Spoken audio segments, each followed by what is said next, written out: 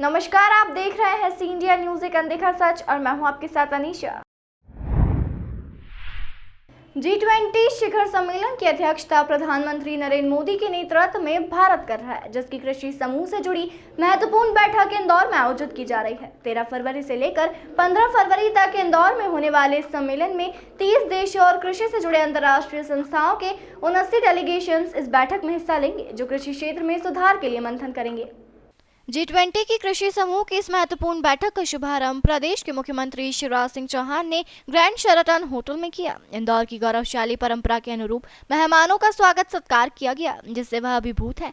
साथ ही मेहमानों ने राजवाड़ा और आसपास के क्षेत्रों में जो हेरिटेज वॉक किया है, उससे उनकी खुशी को शब्दों में बयान नहीं किया जा सकता है। दूसरे देशों में यदि कोई बैठक होती है तो सिर्फ बैठक होती है, लेकिन हमने जो स्वागत आत्मीयता के भाव से किया है, अतिथि देवो भव की परंपरा से किया है, यह आमतौर पर नहीं होता। ये डेलीगेशन कृषि विषयों पर 2 मंथन करेंगे, लेकिन सभी भारत और भारत की परंपरा को जाने, इसके लिए अवसर हमारे पास है। जो भारत का संदेश भी है और जिससे लोग सीखेंगे भी। एक मोटे अनाज हमारे, जिनको प्रधानमंत्री जी ने नाम दे दिया श्री अन्न, हम लोग धीरे धीरे भूल गए थे। ये ज्वार, बाजरा, मक्का, कोदो, कुटकी, रागी, ये धीरे धीरे भूल ही गए थे। इन बार आपने प्रदर्शनी देखी होगी, कोदों को दरने वाला कुनेता, दाल दरने वाली चक्की, ये ऐसी थी कि जिसके कारण शुद्ध अन्न मिलता था लोगों को। तो हम इस बार मिलेट ईयर है दुनिया का, तो दुनिया को मिलेट की विशेषताएं बता रहे हैं। पोषक तत्व कितने होते हैं रागी में, ज्वार में, बाजरा में, कोदो में, कुटकी में, उनकी कितनी उपयोगिता है, न्यूट्रिशन वैल्यू कितनी है उनकी, तो वो खत्म नहीं होना चाहिए। और लहरी बाई जैसे लोग आज मौजूद हैं। प्रधानमंत्री जी ने स्वयं जिनकी प्रशंसा की है कि जिनने बीज बैंक बना लिया कि ये बीज खत्म नहीं हो जाए, नहीं तो हम तो आधुनिक चकाचौंध में कहीं भूले गए थे उनको, तो वो बीज बचा के रखें। तो एक मिलेट्स की उपयोगिता पूरी दुनिया को आज भारत बता रहा है। हमारे कई कार्यक्रम में मिलेट्स से बने उत्पाद हम परोस रहे हैं, और उन्हीं से हमारे मध्य प्रदेश के मिलेट्स हैं, उन्हीं को हम भेंट भी कर रहे हैं। और मुझे कहते हुए गर्व है कि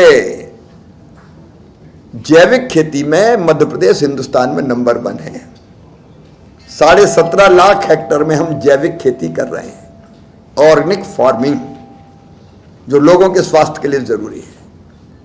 और नंबर 2, जैविक खेती के भी एक कदम और आगे बढ़ के प्राकृतिक खेती। प्रधानमंत्री जी का मंत्र देखो, इस धरती को, भारत का संदेश जो आज हमने कहा भी कि इस धरती को आने वाली पीढ़ियों के रहने के लायक भी बचने देना है। ये केमिकल, फर्टिलाइजर, कीटनाशक, इनका अधिक उपयोग केवल अन्न और सब्जियों को विषैला नहीं बना रहा, ये मानव स्वास्थ्य के लिए भी गंभीर खतरा है। कई रोग इनके कारण उत्पन्न हो रहे हैं, और जीव जंतुओं की कई प्रजातियां खत्म हो गई। अब गिद्ध आपने देखे होंगे, पहले जमाने में मंडराते हुए आसमान में दिखते थे, और कहीं ढोर मरा पाया गया तो वो साफ कर देते थे। एक सिस्टम था कि उसकी बदबू भी नहीं फैले, वो उनके लिए उपयोगी हो जाए। कीटनाशकों से वही खत्म हो गए बेचारे। बड़ी मुश्किल से भी गिद्ध बचा के रखे हमने कुछ जगह, और उनको बढ़ाने की कोशिश कर रहे हैं कि इनको भी तो जीने दो, इनको भी जीने का हक है। धरती केवल अपने लिए थोड़ी है, जीव जंतुओं के लिए भी है, पशु पक्षियों के लिए भी है। ये कीटनाशकों के कारण हुआ। तो प्राकृतिक खेती की तरफ दुनिया आए, और इसलिए घनामृत, जीवामृत, गोबर, गोमूत्र, उनसे जो बनी हुई खाद है उसका हम उपयोग करें, उनसे बने हुए कीटनाशकों का उपयोग करें, तो मानव स्वास्थ्य के लिए और धरती को आने वाली पीढ़ियों के लिए बचा रखने के लिए भी प्राकृतिक खेती जरूरी है। बाकी सब विषयों पर तो विशेषज्ञ विचार करेंगे, क्योंकि खाद्य सुरक्षा दुनिया में सबसे ज्यादा महत्वपूर्ण है, और आने वाले समय में दुनिया की खाद्य की आवश्यकताओं को पूरा कर सके, लेकिन वो भी ऐसा कि शरीर भी स्वस्थ रहे, और वो भी ऐसा कि बाकी लोग, बाकी जीव जंतु भी बची रहे, नदियाँ भी बची रहे।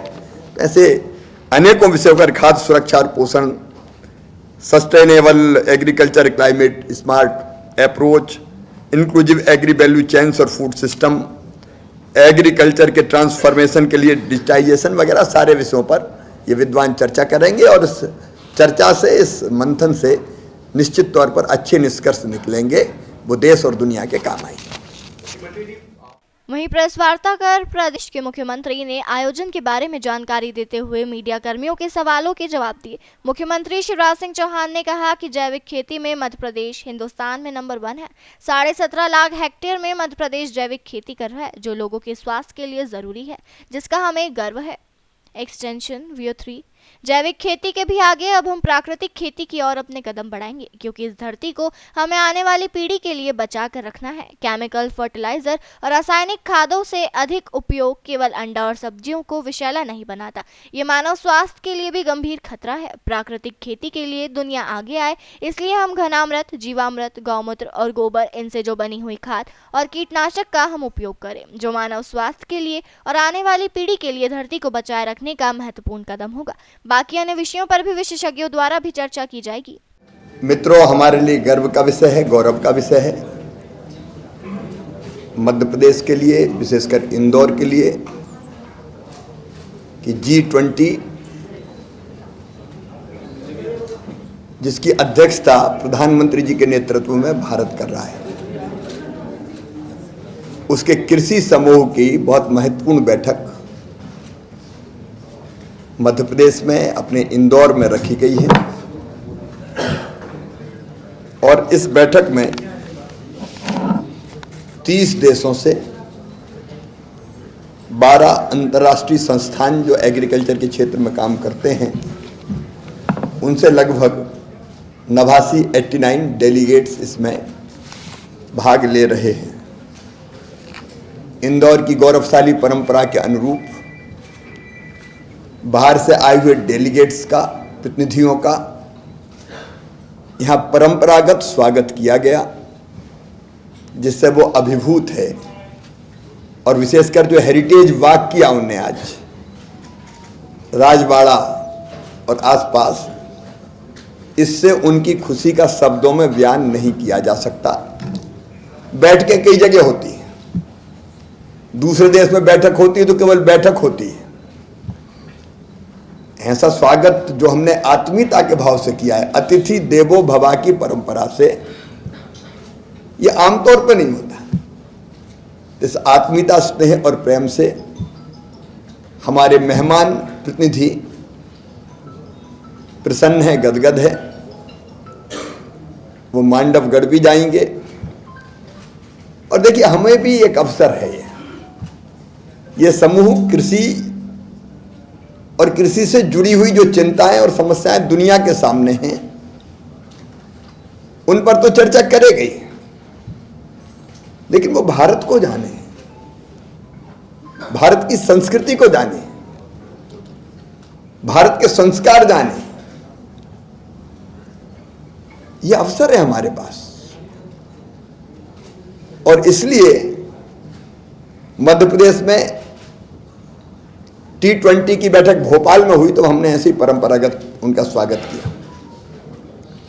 और ये बैठक जो कृषि समूह की इंदौर में हो रही है, तो हमें मौका है ये कि हम, हमारा खान पान, हमारी संस्कृति, हमारी सभ्यता, क्योंकि ये 89 डेलीगेट्स 30 देश के जहां जाएं, भाई ये कहते हुए जाएं करे इंदौर अद्भुत है। वहीं बीते 1 वर्ष से ही हमने प्राकृतिक खेती की शुरुआत की है, जिसके लिए अभी तक 60,000 से अधिक किसानों ने प्राकृतिक खेती के लिए रजिस्ट्रेशन करवाया है, जो प्राकृतिक खेती कर रहे हैं। हमारी प्राथमिकता यह है कि 60,000 किसान ऐसा प्रदर्शन करें कि आसपास के अन्य किसान भी आकर्षित हो। प्राकृतिक खेती करने वाले किसानों का उत्पादन बढ़ रहा है और उन्हें अच्छा मूल्य भी अपनी फसल का मिल रहा है। आप जानते हैं कि पिछले साल से ही ये अभियान, 1 साल भी नहीं हुआ है अभी, आप जानते हैं ये अभियान प्रारंभ हुआ।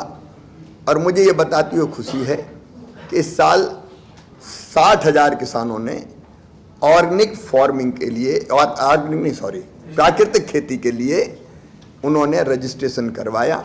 और आज 60,000 किसान मध्य प्रदेश में प्राकृतिक खेती कर रहे हैं।